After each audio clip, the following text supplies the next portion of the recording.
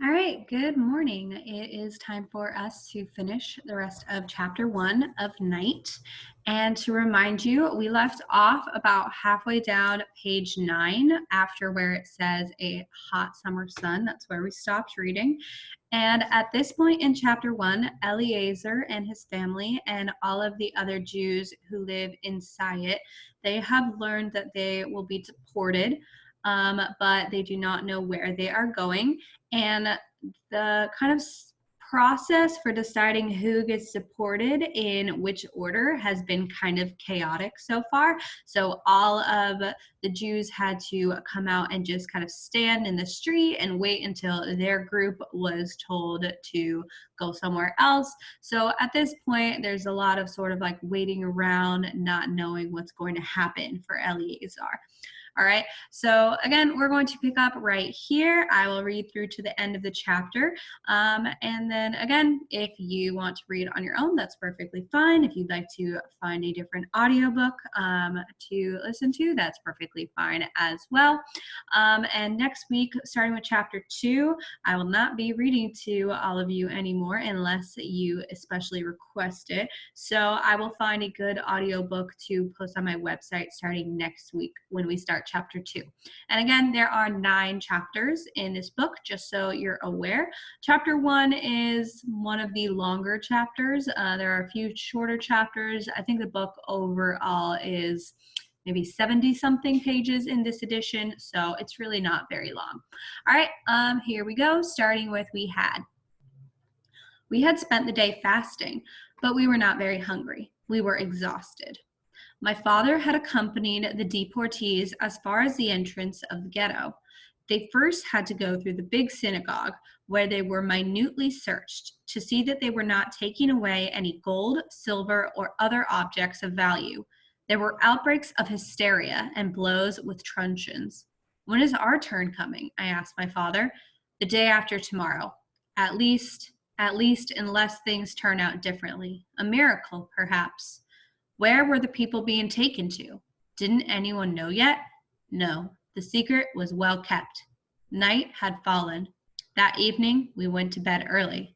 My father said, "Sleep well, children. It's not until the day after tomorrow, Tuesday." Monday passed like a small summer cloud, like a dream in the first daylight hours. Busy with getting our packs ready, with baking bread and cakes, we no longer thought of anything. The verdict had been delivered. That evening, our mother made us go to bed very early to conserve our strength, she said. It was our last night at home. I was up at dawn. I wanted time to pray before we were expelled. My father had got up earlier to go and seek information. He came back at about 8 o'clock. Good news. It wasn't today that we were leaving the town. We were only to move into the little ghetto. There we would wait for the last transport. We should be the last to leave. At 9 o'clock, Sunday's scenes began all over again. Policemen with truncheons yelling, "All Jews outside." We were ready. I was the first to leave. I did not want to see my parents' faces. I did not want to break into tears. We stayed sitting down in the middle of the road as the others had done the day before yesterday. There was the same infernal heat, the same thirst, but there was no longer anyone left to bring us water. I looked at our house where I had spent so many years in my search for God, in fasting in order to hasten the coming of the Messiah, in imagining what my life would be like. Yet I felt little sorrow. I thought of nothing. Get up, count off. Standing, counting off, sitting down, standing up again, on the ground once more, endlessly. We waited impatiently to be fetched. What were they waiting for? At last, the order came. Forward march! My father wept. It was the first time I had ever seen him weep. I had never imagined that he could. As for my mother, she walked with a set expression on her face, without a word, deep in thought. I looked at my little sister Zipporah, her fair hair well combed, a red coat over her arm, a little girl of 7. The bundle on her back was too heavy for her. She gritted her teeth. She knew by now that it would be useless to complain. The police were striking out with their truncheons. Faster! I had no strength left. The journey had only just begun, and I felt so weak. Faster, faster, get on with you, lazy swine, yelled the Hungarian police. It was from that moment that I began to hate them, and my hate is still the only link between us today. They were our first oppressors. They were the first faces of hell and death. We were ordered to run. We advanced in double time. Who would have thought we were so strong? Behind their windows, behind their shutters, our compatriots looked out at us as we passed. At last, we reached our destination. Throwing our bags to the ground, we sank down. O God, Lord of the universe, take pity upon us in thy great mercy. The little ghetto. 3 days before, people had still been living there. The people who owned the things we were using now. They had been expelled. Already, we had completely forgotten them. The disorder was greater than in the big ghetto. The people must have been driven out unexpectedly. I went to see the rooms where my uncle's family had lived. On the table, there was a half-finished bowl of soup. There was a pie waiting to be put in the oven. Books were littered about on the floor. Perhaps my uncle had had dreams of taking them with him. We settled in. What a word. I went to get some wood. My sisters lit the fire. Despite her own weariness, my mother began to prepare a meal. We must keep going. We must keep going, she kept on repeating. The people's morale was not too bad. We were beginning to get used to the situation. In the street, they even went so far as to have optimistic conversations. The Boche would not have time to expel us, they were saying. As far as those who had already been deported were concerned, it was too bad. No more could be done. But they would probably allow us to live out our wretched little lives here until the end of the war. The ghetto was not guarded. Everyone could come and go as they pleased. Our old servant Martha came to see us. Weeping bitterly, she begged us to come to her village, where she could give us a safe refuge. My father did not want to hear of it. You can go if you want to, he said to me and my older sisters. I shall stay here with your mother and the child. Naturally, we refused to be separated. Night. No one prayed so that the night would pass quickly. The stars were only sparks of the fire which devoured us. Should that fire die out one day, there would be nothing left in the sky but dead stars, dead eyes. There was nothing else to do but get into bed, into the beds of the absent ones, to rest, to gather one's strength. At dawn, there was nothing left of this melancholy.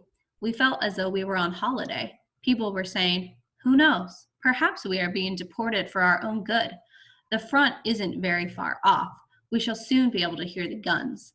And then the civilian population would be evacuated anyway. Perhaps they were afraid we might help the guerrillas. If you ask me, the whole business of deportation is just a farce. Oh yes, don't laugh. The Boches just want to steal our jewelry. They know we've buried everything and that they'll have to hunt for it. It's easier when the owners are on holiday.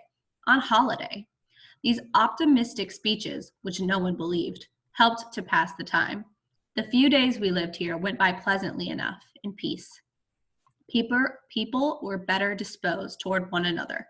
There were no longer any questions of wealth, of social distinction and importance. Only people, all condemned to the same fate, still unknown. Saturday, the day of rest, was chosen for our expulsion. The night before, we had the traditional Friday evening meal.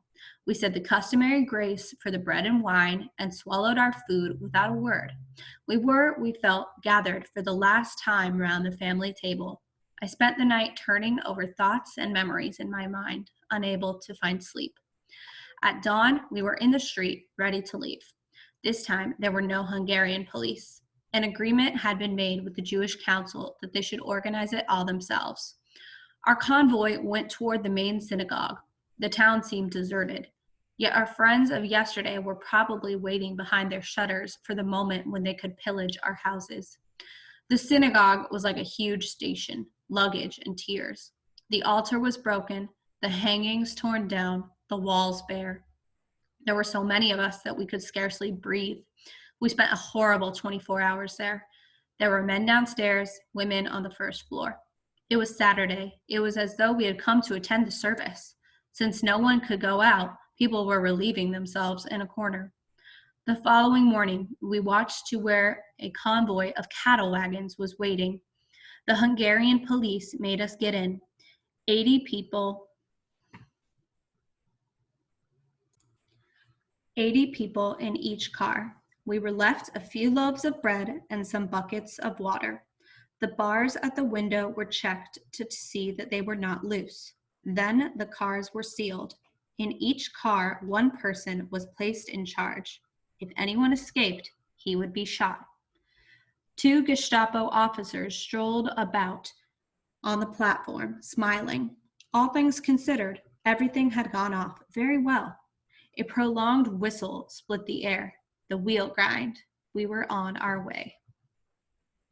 All right, so that is the end of chapter 1.